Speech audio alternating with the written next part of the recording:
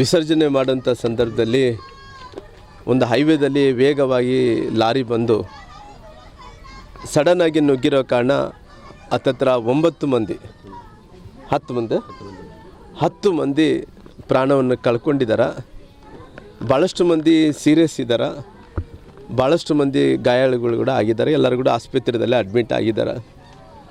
ಹಂಗಾಗಿ ಇವತ್ತು ಬಳ್ಳಾರಿಯ ನಮ್ಮ ನಗರದಲ್ಲಿ ಪ್ರವೀಣ್ ಕುಮಾರ್ ಅನ್ನೋ ಒಬ್ಬ ಇಂಜಿನಿಯರ್ ವಿದ್ಯಾರ್ಥಿ, ಭಾಳ ಬಡ ಕುಟುಂಬದಲ್ಲಿ ಇದ್ದಂಥ ಒಬ್ಬ ಮಗ.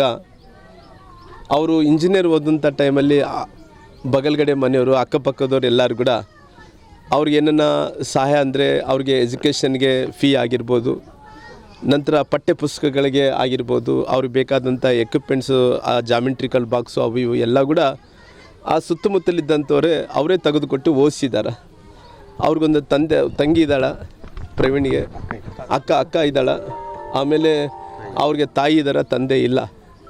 ಹಂಗಾಗಿ ಭಾಳ ಬಡ ಕುಟುಂಬದಲ್ಲಿ ಅವನು ಬೆಳೆದಂಥವನು, ಎಲ್ಲರೂ ಕೂಡ ಸಹಾಯದಿಂದ ಇಂಜಿನಿಯರ್ ತನಕ ಓದಂಥವನು.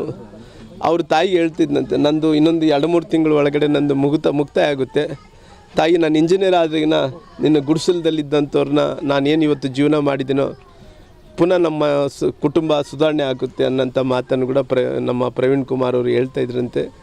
ಹಂಗೆ ಆ ತಾಯಿ ಬಿಕ್ಕಿ ಅಳ್ತಾ ಇದ್ಲು. ಯಾಕಂದರೆ ನಾವಂತೂ ಪ್ರವೀಣ್ ಕುಮಾರ್ನಂತೂ ತಂದು ಕೊಡೋಕ್ಕಾಗಲ್ಲ. ಸರ್ಕಾರ ಇವತ್ತು ಏನು ಮುಖ್ಯಮಂತ್ರಿಗಳ ಪರಿಹಾರ ನಿಧಿಯಿಂದ 5 ಲಕ್ಷ ರೂಪಾಯಿ ಕೊಟ್ಟಿದೆ, ಪ್ರಧಾನಮಂತ್ರಿಗಳ ಪರಿಹಾರ ಹಣದಿಂದ 2 ಲಕ್ಷ ರೂಪಾಯಿ, ಕೇಂದ್ರ ಸರ್ಕಾರ 2 ಲಕ್ಷ ರೂಪಾಯಿ ಕೂಡ ಕೊಟ್ಟಿದೆ. ಹಂಗಾಗಿ ನಾನು ಮುಖ್ಯಮಂತ್ರಿಗಳ ವಿನಂತಿ ಮಾಡ್ಕೊತೀನಿ. ಯಾಕಂದರೆ ಸತ್ತವರೆಲ್ಲ ಕೂಡ ಯುವಕರಾಗಿರೋ ಕಾರಣ, ಭಾಳ ಬಡವರು ಇರುವಂಥ ಪ್ರದೇಶದಲ್ಲಿದ್ದಂಥ ಜನರಾಗಿರೋ ಕಾರಣ ದಯವಿಟ್ಟು ನಾನು ಮುಖ್ಯಮಂತ್ರಿಗಳನ್ನ ರಿಕ್ವೆಸ್ಟ್ ಮಾಡ್ತೀನಿ, ಏನೋ 10 ಮಂದಿ ಏನು ಜೀವನ ಕಳ್ಕೊಂಡಿದ್ದಾರೋ ಅವ್ರಿಗೆ ದಯವಿಟ್ಟು ಒಂದು 10 ಲಕ್ಷ ರೂಪಾಯಿ ಪರಿಹಾರವನ್ನು ಕೊಟ್ಟರೆ ಅವ್ರ ಕುಟುಂಬಕ್ಕೆ ಎಲ್ಲ ಒಂದು ಕಡೆ ಸುಧಾರಣೆ ಆಗಲಿಕ್ಕೆ ಆಗುತ್ತೆ, ಅವ್ರ ಕುಟುಂಬ ನಡೆಸಲಿಕ್ಕೆ ಅನುಕೂಲ ಆಗುತ್ತೆ. ಹಂಗಾಗಿ ನಾನು ಮುಖ್ಯಮಂತ್ರಿಗಳನ್ನ ರಿಕ್ವೆಸ್ಟ್ ಮಾಡ್ಕೊತೀನಿ, ದಯವಿಟ್ಟು ಮುಖ್ಯಮಂತ್ರಿಗಳೇ ತಾವು ಬಡವ್ರ ಬಗ್ಗೆ ಕಳಕಳಿದ್ದಂಥ ಒಬ್ಬ ನಾಯಕರಿದ್ದೀರಿ, ದಯವಿಟ್ಟು ನನಗೆ ಎಲ್ಲ ಸತ್ತಂಥ 10 ಮಂದಿ ಕುಟುಂಬಸ್ಥರು ಯಾರು ಸತ್ತಿದ್ದಾರೋ ಅವ್ರಿಗೊಂದು 10 ಲಕ್ಷ ರೂಪಾಯಿ ಪರಿಹಾರವನ್ನು ಕೊಡ್ರಿ ಅಂತೇಳಿ ನಾನು ಸರ್ಕಾರಕ್ಕೆ ಒತ್ತಾಯವನ್ನು ಕೂಡ ಮಾಡ್ತೀನಿ.